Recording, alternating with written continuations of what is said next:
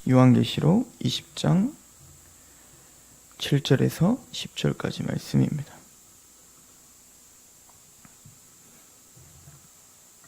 우리 함께 봉독하도록 하겠습니다. 시작.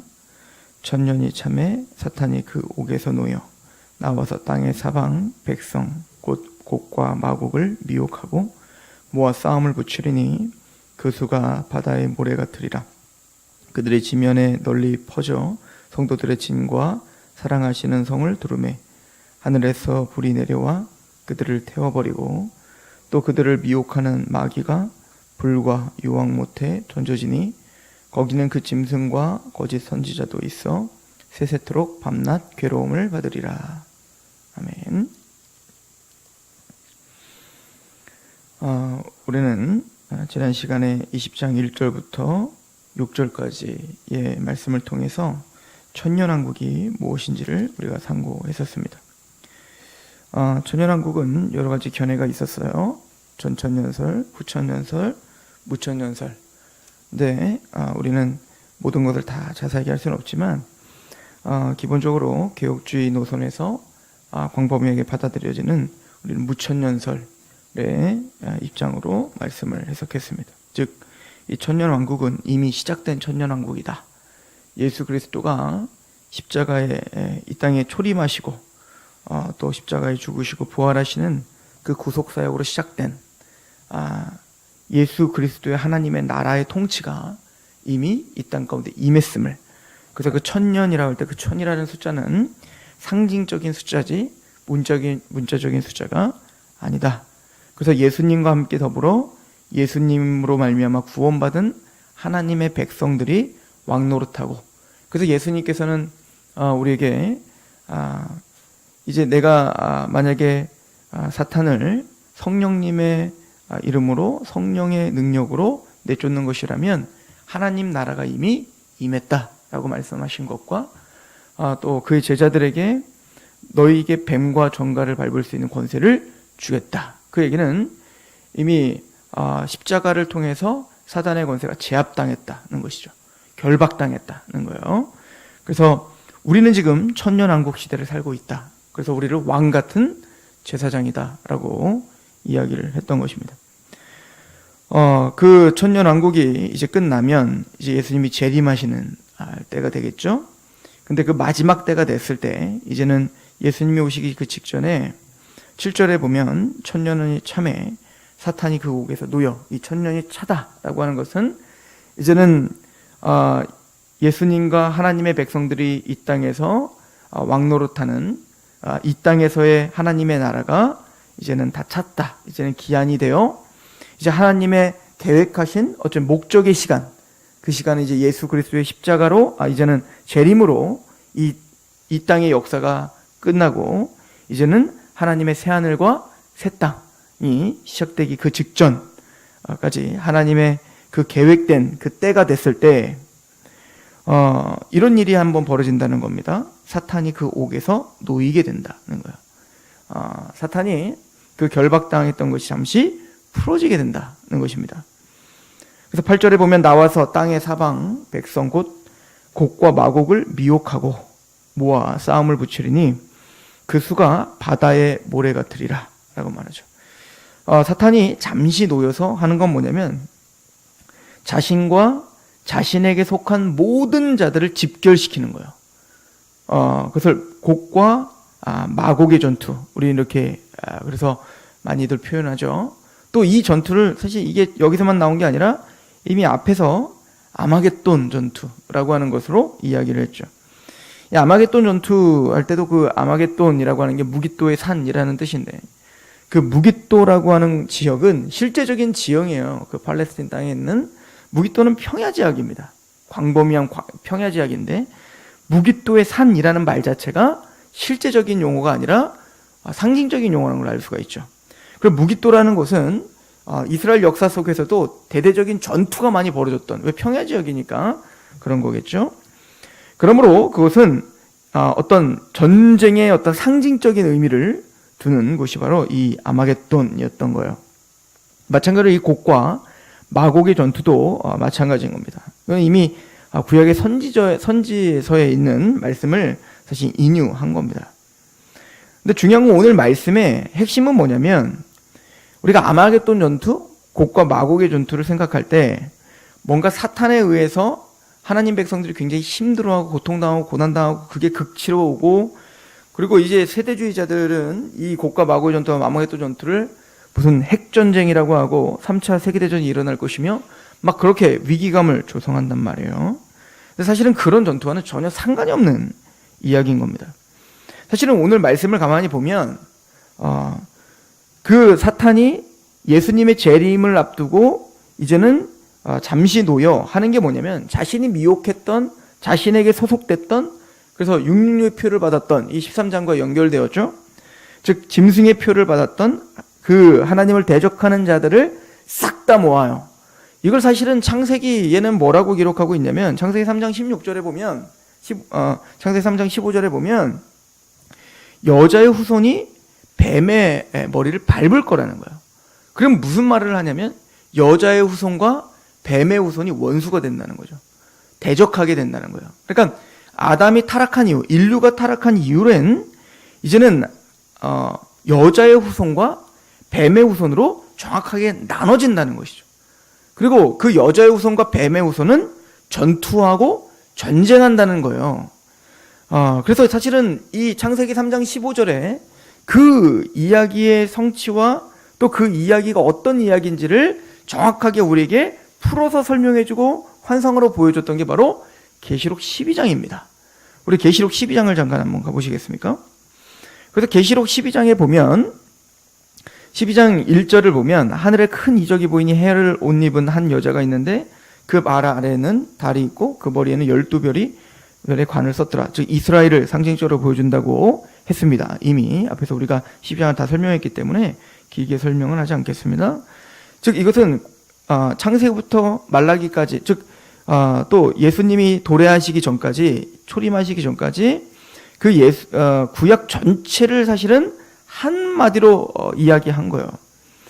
그래도 12장 2절에 보니까 이 여자가 아이를 베어 해산하게 되어 아파 애를 쓰며 부르짖더라. 즉 이 구약 전체를 통해서 하나님이 한 여자의 후손, 그 창세기 3장 15절에 그 후손을 낳을 것을 예언했는데, 사탄은 그 여자의 후손, 하나님의 씨, 그 자손, 하나님의 언약이 성취되지 못하도록 가진 모든 지혜와 능력과 모든 것을 다해 해산을 막고 그것을 방해하려고 하죠. 그래서 해산하게 되어 아파서 애를 쓰더라 라고 이제 그것을 이렇게 표현하고 있는 겁니다. 그래서 3절에 하늘의 또 다른 이적을 보니 보라, 한 큰 붉은 용이 있어 머리가 7이요 뿔이 10이라. 그 여러 머리에 7 왕관이 있는데 그 꼬리가 하늘의 별 3분의 1을 끌어다가 땅에 번지더라. 용이 해산하려는 여자 앞에서 그가 해산하여 그 아이를 삼키고자 하더라. 그러니까 그 예수 그리스도께서 이 땅에 오시는 것을 방해하려는 거죠. 그래서 사실은 구약 성경을 이 관점으로 보니까, 그래서 끊임없이 이 사탄은 인류를 그래서 뱀이 사실은 그 하와를 유혹했던 거고 미혹했던 거고 하나님을 떠나가게 하려고, 또한 그 이후에 예수 그리스도가 예언된 그 이후에도 끊임없이 가인을 유혹하여 하나님을 떠나가게 하고, 더 나가서 점점점 이제 그 용사들 네피림이랄지 이집트의 어떤 파라오랄지 이런 강력한 군사와 또 강력한 그 왕권을 갖고 있는 자들을 이용하여 이스라엘을 끊임없이 핍박하고 있는 장면들을 보여주죠. 더 나가서 모세가 태어날 것을 방해하기 위해서 그 파라오가 모든 난 아이들을 다 나일강에 집어 던진다든지, 더 나가서 예수님이 태어나실 때 이제는 그 메시아이신 예수님이 정말 태어난 그 직전에 그 헤롯 대왕이 이제는 이제 2살 아래에 있는 아이들을 다 요단강에 빠져 죽이던지, 이런 어떤 방해들을 한다는 전체 구약 전체의 이야기를 지금 이야기하고 있는 거죠. 그럼에도 불구하고 하나님의 언약을 방해할 수 없었다는 거 아니겠어요? 그래서 5절에 보면 여자가 아들을 낳았다는 거예요. 그럼에도 불구하고 낳았다. 하나님의 언약을 그 어떤 상황과 그 어떤 누구도 막을 수 없다는 거죠. 이는 장차 철장 만국을 다스릴 남자라. 그 아이를 하나님이 앞과 그 보호자 앞으로 올려가더라 라고 할 때, 이것은 예수님의 십자가와 부활과 승천 모든 것을 함축하여 예수님이 이 땅의 모든 사역을 함축하여 설명했다라고 했죠. 그때 이제부터 여자, 그 아이를 낳은 예수 그리스도가 낳은 이후의 여자는 이전에는 구약의 이스라엘 백성, 이제는 그 이후에는 뭐죠? 신약의 성도, 신약의 교회를 상징적으로 보여준다. 그래서 그 여자가 광야로 도망하며 거기서 1260일 동안 그를 양육하기 위하여 하나님께서 예비하신 곳에 있더라 라고 했어요. 이 1260일은 3년 6개월, 즉 예수님이 공생애를, 고난의 기간을 살으셨던 그것처럼 똑같이 이 교회도 그 십자가의 길을, 광야의 길을 걸었다라고 하는 것으로 첫 번째 환상이 맞춰졌지 않습니까? 근데 그 환상을 조금 더 구체적으로 설명합니다. 그렇다면 아까 예수님이 이 땅에 십자가에 죽으시고 부활하시고 승천하시는 그 사건을 이제는 또 부각하여 그게 어떤 의미가 있는지를 다음 환상으로 보여주는 거예요. 7절부터 하늘의 전쟁에 있으니 미가엘과 그의 사자들이 용과 더불어 싸울세 용과 그 사자들도 싸우나 이기지 못하여 다시 하늘에서 그들이 있을 곳을 얻지 못한지라. 자, 이것이 뭐죠? 그 용이 뭐죠? 바로 그 사탄을 가리키는 거 아니겠어요? 그래서 9절에 큰 용이 내쫓기니 옛뱀 곧 마귀라고도 하고 사탄이라고도 하며 온 천하를 깨는 자라. 그가 땅에서 내쫓기니 그의 사자들도 그와 함께 내쫓기더라. 즉 이미 이 사탄은 하늘에서 떨어졌어요. 그리고 이것을 영적으로 결박당했다라고 예수님은 말씀하셨죠. 그러니까 복음서에서 말씀하신 것들이 다 이게 연결이 되어 있는 거예요. 예수님께서 뭐라고 했어요? 이제는 강한 자를 결박하고야 그 세간을 강탈하지 않겠니? 그런 것처럼 하나님의 백성들을 애굽의 파라오가 그 이스라엘 백성들을 노예로 붙잡고 있었던 것처럼 사탄이 하나님의 택함받은 백성들을 노예 삼고 있었단 말이에요. 그래서 예수님의 십자가 사건을 어떻게 했다는 겁니까? 그 사단의 권세를 결박하고 우리를 건져주셨다는 거예요. 그리고는 하나님의 백성들에게 뱀과 정갈을 밟을 수 있는 권세를 주셨다라고 했고, 그래서 70문도들이 파송되어서 예수님의 이름으로 귀신을 내어쫓고 또 그런 역사를 할 때 예수님께서 그 70문도들이 와서 선교 보고할 때 예수님 뭐라고 하시죠? 막 기뻐하니까 맞다. 너희들이 정말로 사역할 때 하늘에서 사탄이 떨어지는 걸 내가 봤다. 이 말을 한단 말이에요. 즉 예수님의 십자가와 그 예수님의 이름은 사단의 권세를 결박하고 사단의 권세를 하늘에서 떨어뜨리게 하는 능력인 거예요. 그걸 그대로 말씀하고 있는 겁니다. 환상적으로. 그래서 뭐라고 하는 거죠? 9절에 큰 용이 내쫓기니 옛뱀 곧 마귀라고도 하고 사탄이라고도 하며 온 천하를 깨는 자라. 그가 땅으로 내쫓기니 그의 사자들도 그와 함께 내쫓겼다는 거예요. 그러나 그렇게 결박당하고 내쫓겼다고 해서 그 사탄이 포기하지 않더라는 겁니다. 10절을 보니까 내가 또 들으니 하늘에서 큰 음성이 있어 이르되 이제 우리 하나님의 구원과 능력과 나라와 또 그의 그리스도의 권세가 나타났으니 우리 형제들을 참사하던 자 곧 우리 하나님 앞에서 밤낮 참사하던 자가 쫓겨났다는 거예요. 이 십자가로 이미 쫓겨났다. 우리 안에서 우리를 참사하던 자가 쫓겨났어. 그리고 로마서 8장에 그러므로 그리스도 안에 있는 자는 결코 정죄함이 없는 거예요. 참사하는 자가 없어졌기 때문에 그렇습니다. 11절에 또 우리 형제들이 어린 양의 피와 자기들이 증언하는 말씀으로서 그를 이겼으니 그들은 죽기까지 자기의 생명을 아끼지 아니하더라. 그래서 예수님만 이겼을 뿐만 아니라 누구도 이기더라.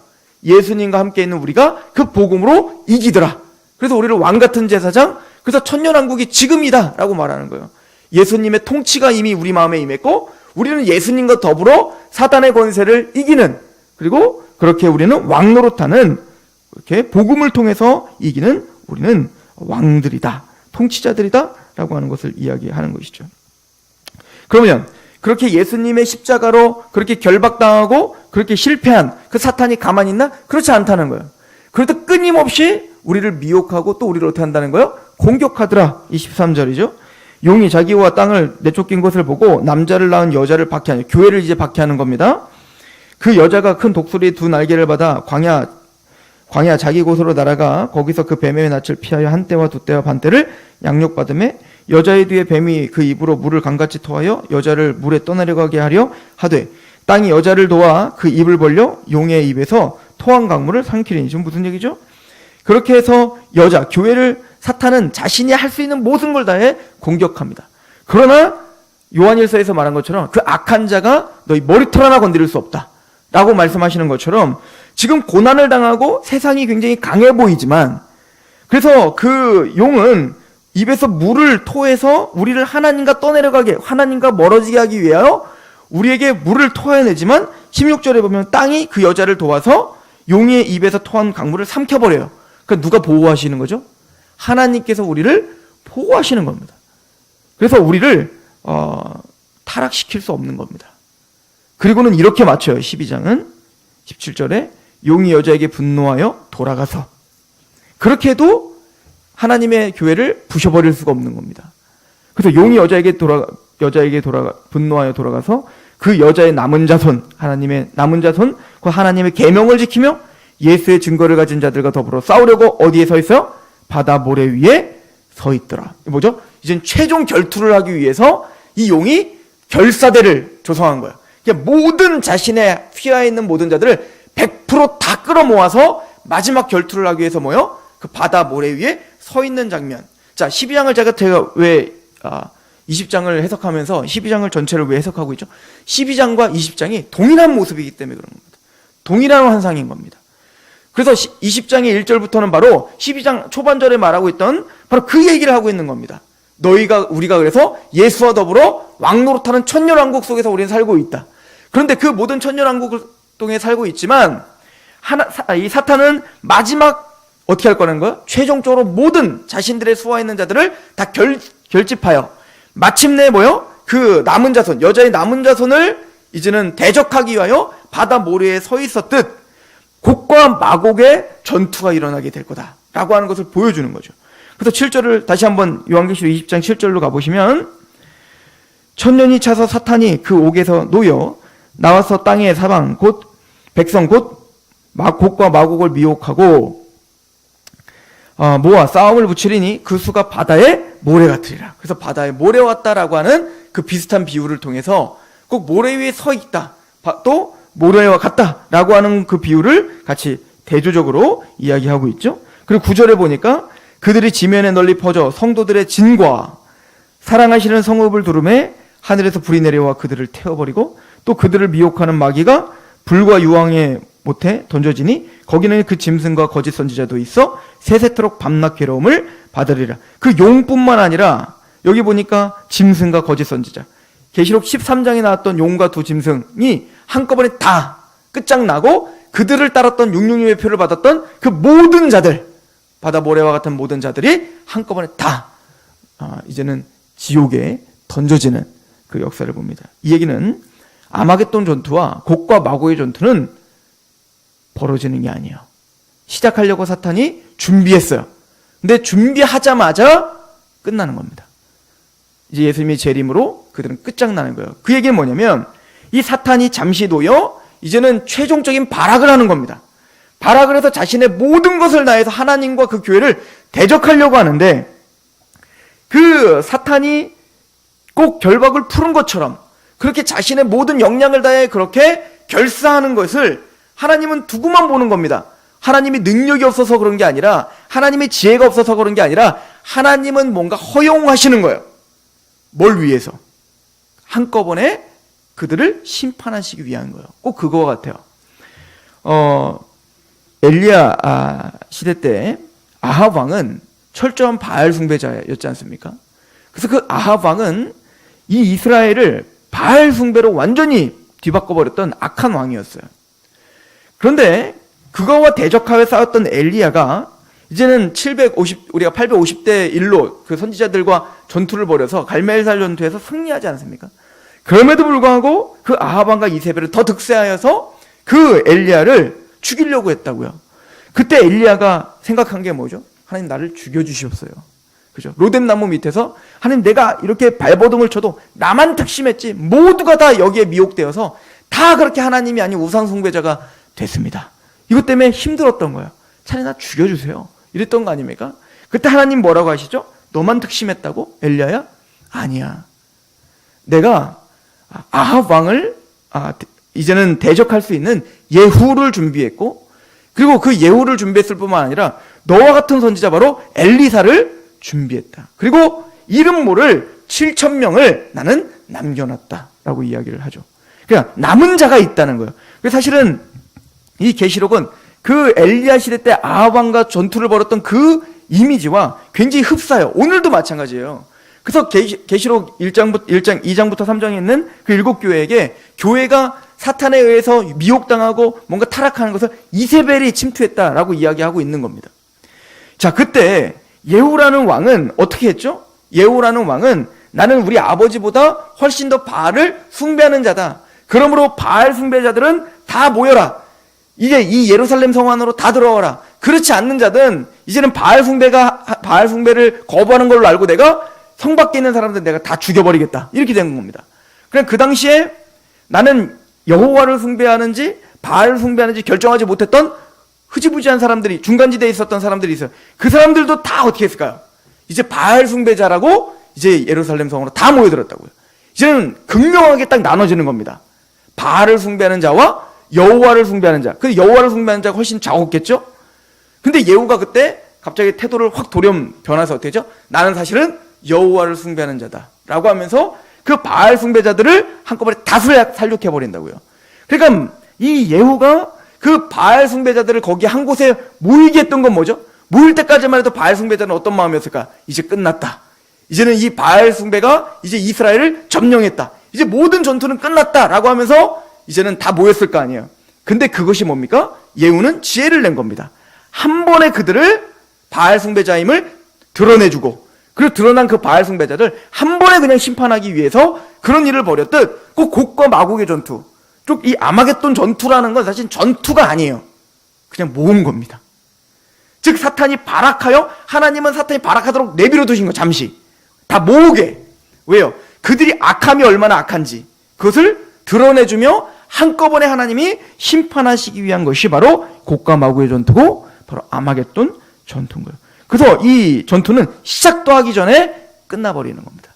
그래서 하나님의 백성들을 이제는 다 몰살시키기 위해서 그 사단의 권세들이 이제는 모든 대적들이 다 한꺼번에 그 성을 두르지만 하나님이 한순간 그들을 다 싹 불을 태워버리고 그들을 다 지옥에 가게 하는 그 일이 이루어질 것임을, 최종적인 승리자는 예수 그리스도요 그를 따르는 하나님의 백성들이며, 하나님은 철저한 공의로운 하나님을 대적하는 자를 심판할 것임을 설명하고 있는 겁니다. 그리고 그 심판이 얼마나 공의로운지 11절부터 15절까지 이야기하고 있는 겁니다. 하나님은 우리를 통치하십니다. 그리고 우리 또한 복음으로 승리하는 우리는 천년왕국 시대에 살고 있습니다. 그리고 최종적으로 악한 자들은 알곡과 가라지가 갈라지듯 갈라져 그들은 다 태워서 그 영원한 지옥에 던져지게 될 것입니다. 우리가 얼마나 복된 자리에 있는 것인가, 하나님을 믿고 주의 말씀 앞에 굴복하는 오늘 하루가 얼마나 귀한 것인가, 그것을 알고 오늘 하루 하나님 앞에 내어드리는 저람 되기를 축원합니다. 기도하겠습니다.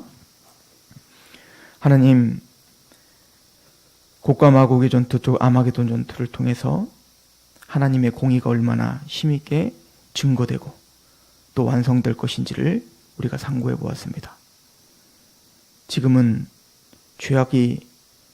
그 죄악됨이 하나님의 진리를 이기는 듯해 보이는 불합리한 세상을 살고 있는 듯해 보입니다.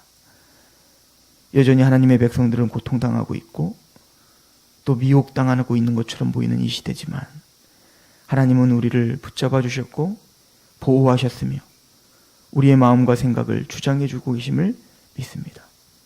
또한 우리가 갖고 있는 복음을 통해 사단의 권세를 능히 이길 수 있는 능력을, 또 그 겸손하게 주 하나님 앞에 우리가 굴복할 수 있는 예배자가 될 수 있는 마음을 우리에게 주셨으니 오늘 하루 하나님의 백성됨에 그 감사하게 하시고 그 감사함을 갖고 오늘 하루도 승리하는 우리가 되게 하옵소서. 하나님의 전 역사의 완성이 그 하나님의 놀라우신 그 지혜 속에 있음을 알고 그 지혜를 오늘도 찬양하는 하루가 되게 하옵소서. 예수 그리스도의 이름으로 감사하며 기도합니다.